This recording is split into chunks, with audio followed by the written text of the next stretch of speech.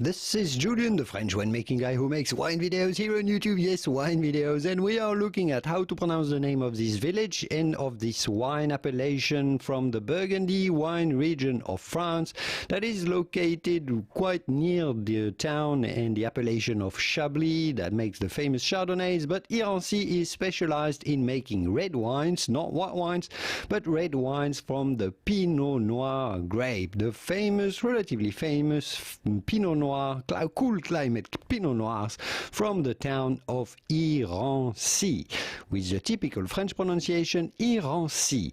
But it'd be fine in English or American to say Irancy. Irancy.